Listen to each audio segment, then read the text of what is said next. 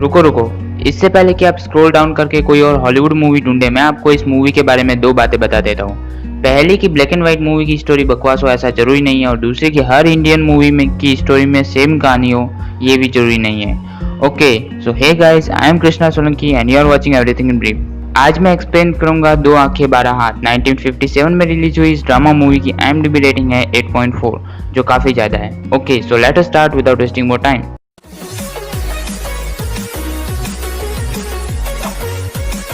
Movie के starting में दिखाया जाता है जेल के कैदी किशन को, जो कि पोछा कर रहा होता है वार्डन आदिनाथ के ऑफिस में। उसे वहां पर एक चाकू दिखता है और मौका देखकर वो चाकू उठा लेता है और बाद में उसी से आदिनाथ पर हमला करता है, पर आदिनाथ उसके हाथ पकड़कर रोक देता है। किशन ऐसा इसलिए करता है क्योंकि वो वहां से अपने बेटों के पास जाना चाहता था। इन शॉर्ट, वो वहां से भागना चाहता था। आदिनाथ ये बात किसी को न बताने को कहता है और अपने सीनियर से मिलने जाता है, जहाँ पर सुपरिटेंडेंट उसे बोलता है कि तुम्हारी खूनियों को अच्छा बनाने की एप्लीकेशन को आईजी ने एक्सेप्ट कर लिया है। पता नहीं कैसे, पर मुझे तो ये एक बेवकूफी बड़ा काम लगता है। तुम इस एक्सपेरिमेंट में असफल हो गए। आदिनाथ बोलता है कि मैंने सरकार से कबूल किया है कि अगर मैं नाकामयाब होता हूँ तो मेरी सारी जमीन कमाई जो चाहे जब्त कर सकती है। उसका सीनियर उसे बोलता है कि ठीक है, तुम कैदी चुन लेना। आदिनाथ 6 कैदी चुनता है जो कि सारे के सारे खूनी होते हैं। आदिनाथ उसे उन्हें बोलता है कि मैंने सरकार को जबान दी है कि तुम अब मेरी जिम्मेदारी नहीं हो, बल्कि मैं तुम्हारी जिम्मेदारी हूँ, क्योंकि अगर तुम में से एक भी भागा तो मेरी सारी जमीन और कमाई सरकार को जाएगी। वो उन लोगों को ये भी बताता है कि वो लोग एक ऐसी जगह पे जाने वाले हैं जहाँ की जमीन बंजर है और वो लोग वहाँ पर मेहनत की कमाई करके खाएंगे। वो रास्ते में एक दुकान से चोरी भी करते हैं, पर आदिनाथ के कहने पर चोरी का माल रास्ते में ही छोड़ देते हैं। वो जब उस घर में पहुंचते हैं तो वहाँ पर बहादुर नाम का एक केयर टेकर होता है। वो वहाँ पर जब खाना वाना खाकर सोते हैं तब आदिनाथ आता है। वो बोलते हैं कि अब आप दरवाजा बंद कर सकते हैं। आदिनाथ बोलता है कि नहीं, अब तुम पर किसी तरह की बंदिश नहीं है। सुबह बहादुर ये कहते हुए भाग जाता है कि अगर मैं यहाँ पर रहा तो ये खूनी मेरा भी खून कर देंगे। सुबह आदिनाथ उन्हें उसी तरह का काम देता है जो कि उनके खून करने के तरीके से मिलते जुलते हैं। इसके साथ ही आदिनाथ भी उनके काम में हाथ बटाता है और खुद को उनमें से एक समझता था। जब वो काम कर रहे होते तो एक खिलौने वाली गाते हुए जाती है। अगले दिन जब वो सब लेट तक सोते हैं तो आदिनाथ उन्हें नहीं जगाता, बल्कि अकेला काम करने निकल पड़ता है। ये देखकर कि उनकी कोई रोक टोक नहीं है तो वो समझ जाते हैं और आदिनाथ की हेल्प करने आ जाते हैं। इन लोगों में जलिया नाइक करके एक आदमी होता है जिसने अपने उस्त्रे से किसी का खून किया था।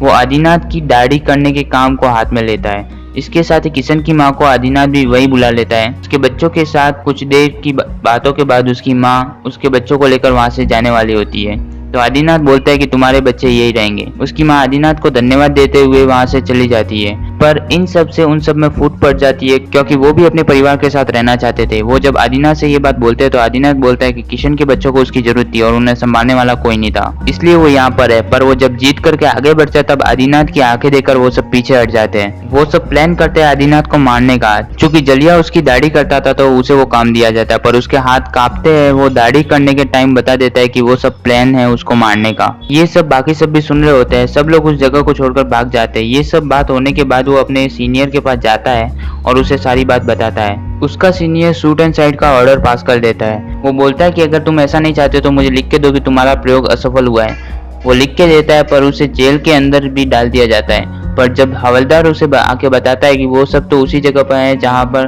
खेती का काम कर रहे हैं, ना कि भागे हैं। आदिनाथ को जेल से बाहर निकाला जाता है और वो उस कागज को फाड़ देता है। वो वहां जाता है और उनसे पूछता है कि तुम सब वापस कैसे आए। वो बोलता है कि हमें रास्ते में एक मंदिर दिखा और वहां के देवता की आंखें बिल्कुल आपकी आंखों की तरह थी, इस वजह से हम आगे नहीं बढ़ पाए। वो उनको कोई सजा नहीं देता और छोड़ देता है। अब वो सब धीरे धीरे सुधरने लगते हैं और उनकी खेती भी खिलौने वाली के गाने के साथ अच्छी हो जाती है। अब जब खेती अच्छी हो जाती है तो सब्जी बेचने के लिए आदिनाथ उन लोगों पर भरोसा करके उन्हें पास की मंडी में सस्ते दाम में सब्जी बेचने के लिए भेज देता है। यहाँ पर आदिनाथ का सीनियर भी उन लोगों को देख के समझ जाता है कि आदिनाथ का एक्सपेरिमेंट सही जा रहा है। अब यहाँ पर एक बंदा होता है जो उस मंडी में सस्ती सब्जी देखकर जलता है और कहता है कि तुम लोग इतनी सस्ती सब्जी नहीं बेच सकते, पर वो उसकी बात नहीं सुनते और अपने काम जारी रखते हैं। वो उन लोगों को अपने घर आने को बोलता है और कहता है कि तुम जल्दी चलने जाना, मैं कुछ बातें करना चाहता हूँ बस। रात हो जाती है और आदिनाथ वेट करता है, पर उनमें से कोई भी नहीं आता। यहाँ किशन के बच्चों को कुछ प्रॉब्लम होती है, इसलिए आदिनाथ उस खिलौने वाली चंपा को उधर बुला लेता है। काफी देर बाद वो लोग आते हैं और शराब के नशे में होते हैं, जिसकी वजह से वो लोग चंपा के साथ बदतमीजी करने लग जाते हैं, पर आदिनाथ बीच में आकर उन्हें बहुत मारता है। सुबह उन लोगों को अपनी गलती का एहसास होता है और वो लोग चंपा से माफी मांगते हैं। चंपा सब्जी को बेचे हुए पैसे आदिनाथ को देते हुए सारी बात बताते हुए कहती है कि वो लोग आपसे माफी मांगना चाहते हैं। ये सब आदिनाथ समझ जाता है कि उन्होंने अपनी मेहनत की कमाई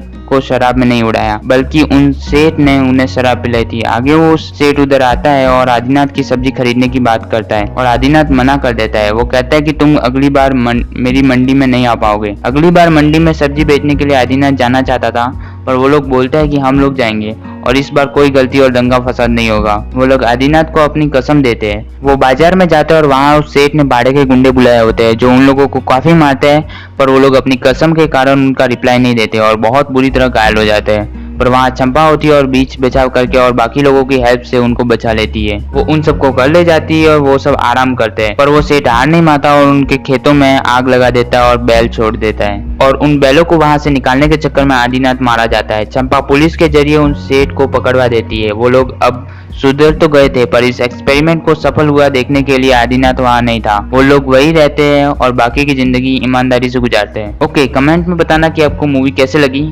मैंने इसे काफी जल्दी में एक्सप्लेन किया है, शायद ये मूवी रिकमेंड की गई थी इसलिए मैंने इसे एक्सप्लेन किया। अगर आपको भी ऐसी किसी मूवी का एक्सप्लेनेशन चाहिए तो कमेंट बॉक्स में जरूर लिखना।